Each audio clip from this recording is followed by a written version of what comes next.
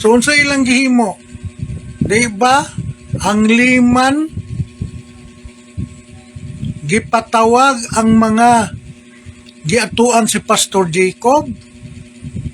Pagparapols sa gitawag og cellphone, ang numero gikumkum na daan kay ang gipadaog ni Pastor Jacob, ang inyong district leader dito, ang mga Bible student, inyong gipanghaylo og cellphone. Unya katong mga bata gipangtagaan og tag 50 pesos ang ulo. Mao tong nabautismohan.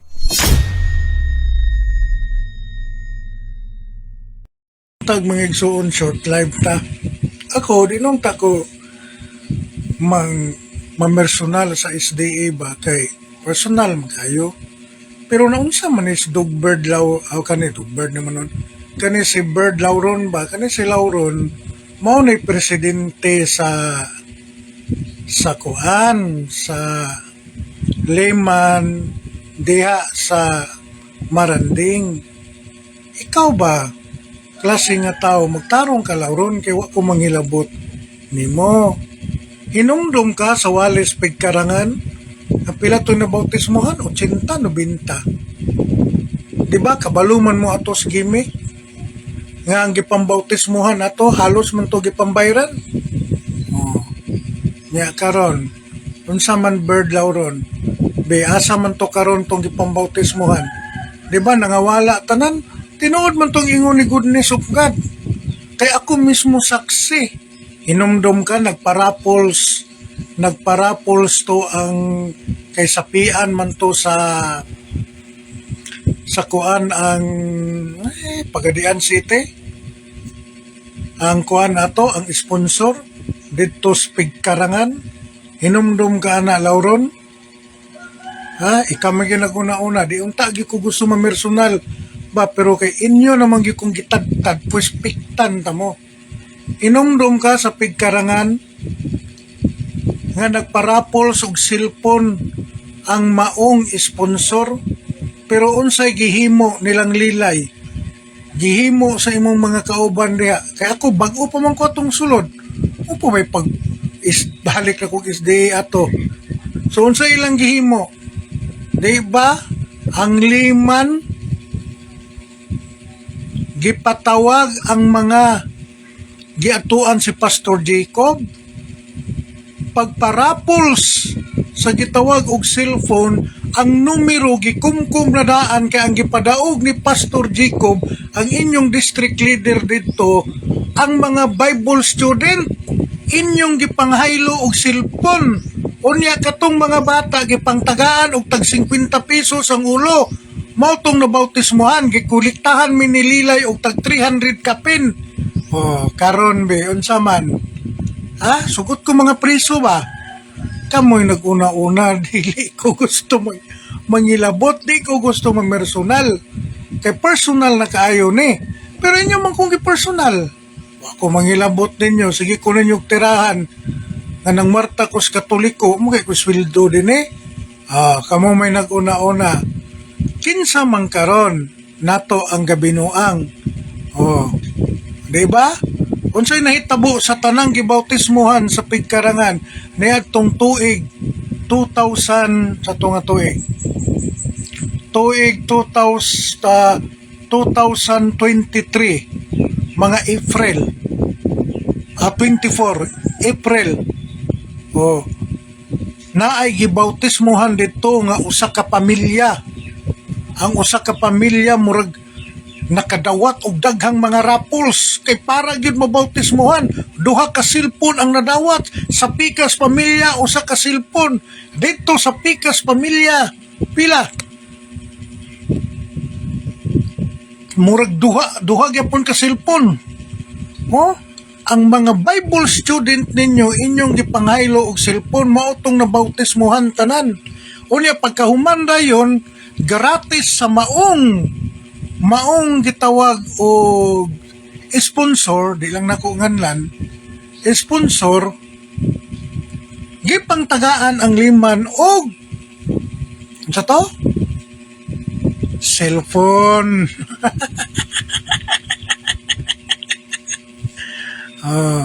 Karon, kinsa may nagminarama Lauron, no? Di uta ko mutingog Lauron ba, pero imo magyupong gihilabtan nga naghilom-hilom ko.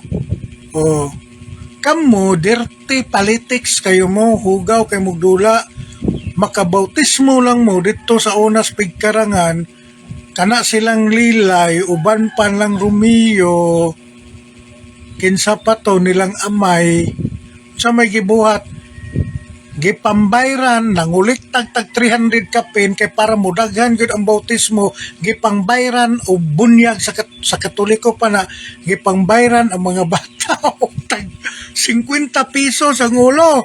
Wow.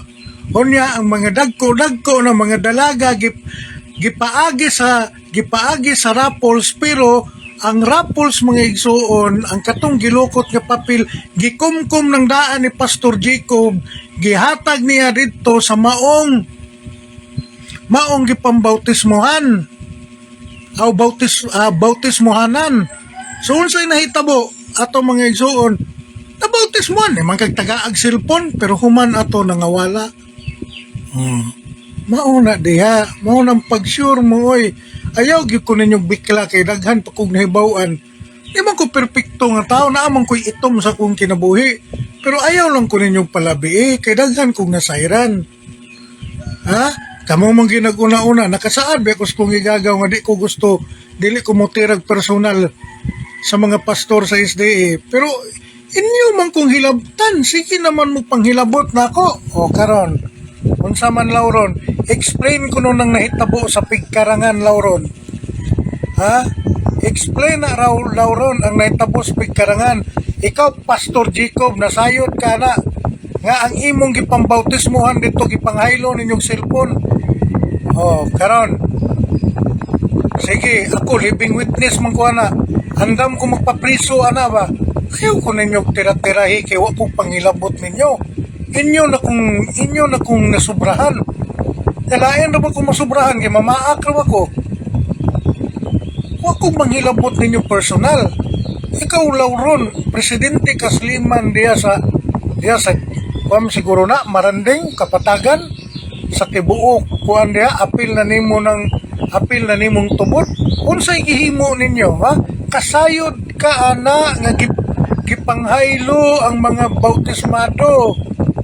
Oh, Pastor Jacob, nasayod mo na inyong ipanghaylo cellphone.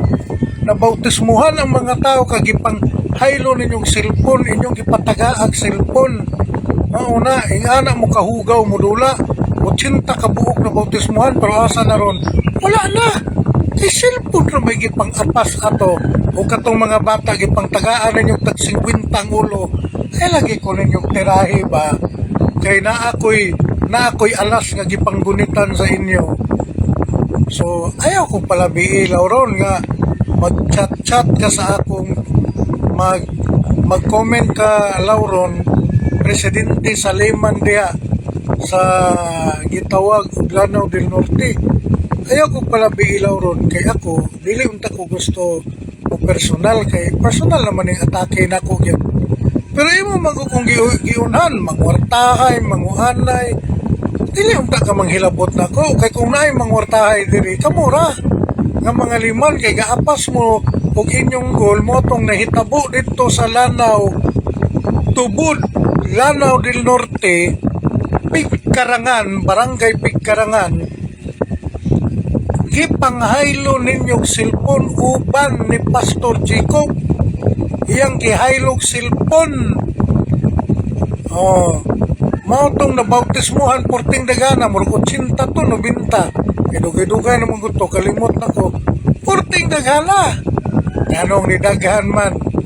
Kay tungod gipang bayran ng uban ang mga bata gibayran tag 50 pesos bitaw mga igsoon. Katong tanan gibautismuhan ato ang butang naay tarong ato.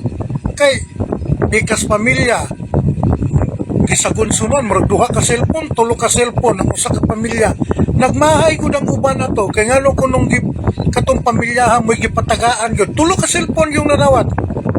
Oh. Ihay, sama na. Hala, explain mo diya. Ikaw, Pastor Jacob, ikaw maginiuyon atong suggestion nila para makakuha kag dako nga goal. Oh, diba? Ha? Kamu lilay. Di ba lilay, gipaningil pata pagkaon. Porti na mong ulita. Kay kami gipaninglan dito. O kami gipaninglan sa 50 pesos. Ewa ko na inyong matagay. Ala, sige. Sige ko no. Be, karon, sa naman, mapulabog mangyod mo ani karon. Sala inyo kung gitandog ako mangilabot ninyo. Tinuod magyud na. Dili gina sa ikanigan na itabo na. April na katungwali dito sa Pagkarangan. Unsa man na karon. Gipanghaylo og cellphone. Kasi napagali usa ka pamilya dito na wild mga igsoon kay nabautismuhan. Napabautismo kuno sila nga gisaara nilang lilay ug ni Romeo og cellphone unya wa matagaan mo tong giaway na lang taon to silang amay kay mo pasingin lang. Di man sila mo'y nagsaad. Ang nagsaad si Lilay o si Romeo nga tagaan daw silang cellphone para magpabautismo niya pagkauman kay nahurot naman ang cellphone huwag ito matagae na niya nakapabautismo suko kayo huwagon manimba kay wa matagae ang cellphone. Ang uban na to nangatagaan katong ilang gi-priority mo itong nakabautismo yun kay pangtagaan mag-cellphone. Tarong nga kay dirty politics kay mo hugaw kay mong dula kanang inyong wali-wali na ay sagol ana nga binuang. Kusa ay ko ninyo gilapti imbes naghilom na kulaw ron wala ko manghilabot nimo imo man kong gitirahan di ibulgar ko ning nahitabo dito sa Pagkarangan diha sa imong distrito diha sa imong lugar nga ikaw maoy presidente.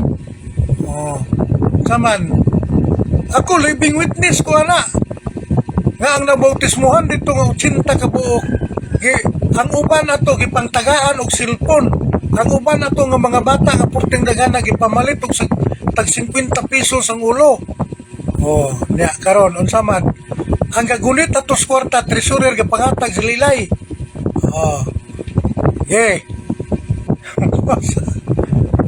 Nasayod bas Pastor Jacob wala gitolerate ng Pastor Jacob kay district leader man sa atong panahon na ambot na ordain na ba na siya nagpalusot ana iya na yung duol din mi dito bigon din sa sige ako nang gihatag dito sa maong magrapols to ana. To ana dito gihatag na nako ang kuan gikumot na to niya pagbasa niya tinuod yung mga ison ang gawas oy tingala mi raffles pero nagkumkum na daan og nirukot nga papel to nas kamot pagbasa automatic na ang ngalan. Di nagpabautismo kamo ko ni matagaan cellphone di ba mo mauwaw magpabautismo 80 ka buok na bautismohan gipantagaan og cellphone giagi lag raffles pero gikumkum na daan ang papel. Tira palaw ron kay kana pingis pa na sala ninyo inyo kung gihilaptan tinuod na brad mamalit nagbautismo sala ninyo tirahi ko ninyo labon gihilom-hilom ko din ni inyo gikumpalabi ako nakasaad pa ko skoy gagaw nga di ko mamersonal og pastor pero kay inyo kung gitira ba nga dili na gyud ko kakinawa nga inyo na yung ginaot og maayo. What kind of ministry Lauron do you have? You know what happened to Pagkarangan. You know the baptism is Pagkarangan is about buying baptism. You know that. There is a massive buying in that area. Diba? Karon Lauron tirag maayo nako kay lampurnason ta ka labon wa ko manghilabot nimo imo gyud kong gitandog kay bawo kas na itabo. Dagan na bautismuhan kay gipangtagaag cellphone. Bot ninyo inyo kong hilabtan ikaw may nang hilabot nako specific ko nako ang imong lugar. Di ko manghilabot sa uban. Kaya wa man na manghilabot nako. Ikaw ra man nang hilabot nako. So hilabtan pud ta ka. Tinuod na. Wala ka masayod atong porting daghanang bautismo nga gihimo nilang lilay. Nga gihatag nilang lilay kang Pastor Jacob nga wa mo kabantay ato gabalik-balik ang apelyido nga nga taga-Axel Pon. Oh. Bautismado ko. Kuan ko to kanang kandidato ko to sa bautismo ubunyag. So mao na. Wala, tira pa lang ron. Sampul pa lang na.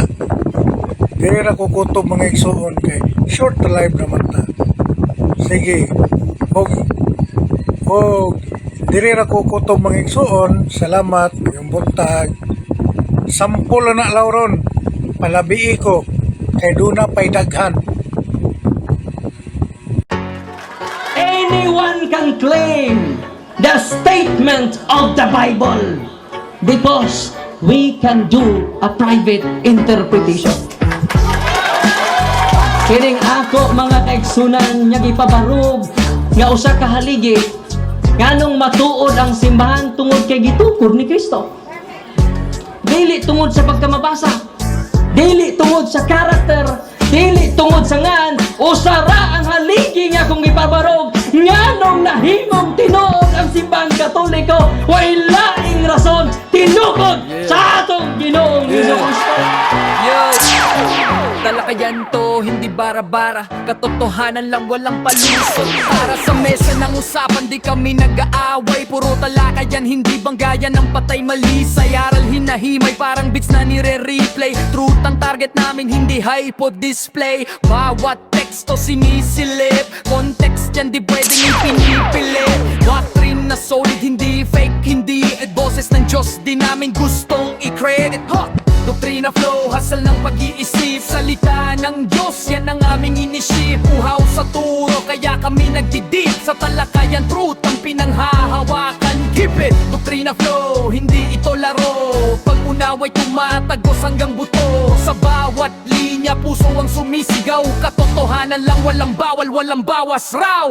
May tanong, sige lapag mo, let's go. Di kami takot sa debate na may respeto. Espiritu ang guide, parang bigtas mood ang tempo. Pag may liwanag, lahat ng shadow nagme-meto. Hindi kami nagmamarunong nag-aaral lang. Pag may gap sa mind, Diyos ang pumuno niyan. Ang Iglesia ng Diyos mula Espanya papuntang Pilipinas. Dapat malinaw yan. Hindi kompetisyon, hindi kami nagrarime para lang manalo. Puso ang puhunan, hindi bara-bara ang palo. Truth ang goal, yan ang tunay na trono. Doktrina flow, hasal ng pag-iisip. Salita ng Diyos, yan ang aming inisip. Uhaw sa turo, kaya kami nagdidip. Sa talakayan, truth ang pinanghahahakan. Keep it, doktrina flow, hanggang dulo go. Liwanag ang bit-bit, hindi ego. Sa doktrinal na usapang totoo. The pillar and foundation of the truth is the church, and the Catholic Church is the church founded by Jesus Christ. Then, asay inyong pilion.